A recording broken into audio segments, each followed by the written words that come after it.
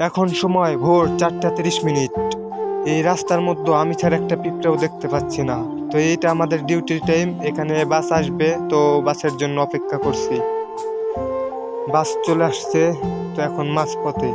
দেখুন সামনে কত কুয়াশা এবং অন্ধকার, কিছু চোখে দেখা যাচ্ছে না। ড্রাইভার কিভাবে গাড়ি চালাচ্ছে। এটা দুবাই সিটির মধ্যে, তো আমাদের গন্তব্যস্থানে চলে আসছি প্রায়। তো দেখুন মেঘগুলো কতটা নিচে নেমে আসছে। আসসালামু আলাইকুম, কি অবস্থা সবার? আশা করি অনেক ভালো। তো এখন সময় ভোর 4:30। তো এখন আমাদের ডিউটিতে যাওয়ার সময়। তো এখন যাচ্ছি, সামনে এই গাড়ি আসবে। তো দেখুন এত রাতে কিন্তু এখানে কিন্তু বেশি লোকজন নেই। তো আমাদের ডিউটিটা বরাবর এমন টাইমে হয়ে থাকে। তো যেতে প্রায় আরও 1.5 ঘন্টা টাইম লাগবে, যে মেন শহর মেন সিটিতে সেইখানে। এর জন্য একটা সমস্যা, আজকে অনেক কুয়াশা পড়ছে।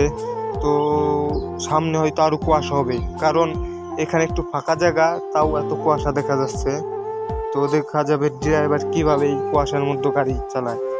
এখানে কিন্তু স্পিড কিন্তু অনেক, গাড়ি যখন চলাচল করে রাস্তা দিয়ে, ছোট গাড়ি প্রায় 120+ থাকে এবং বড় বাস 100+ থাকে টান। তো এখানে দাঁড়াবো, এখানে আমাদের বাস আসবে। তো এখানে দাঁড়ানো যাক। তো বাস চলে আসছে, এখন এটা বাসের মধ্যে। তো দেখুন সামনে কিচ্ছু দেখা যাচ্ছে না। তো ড্রাইভার কিভাবে গাড়িটা চালাচ্ছে আমি শুধু তাই দেখছি। তো দেখতে দেখতে চলে আসলাম গন্তব্যস্থানে।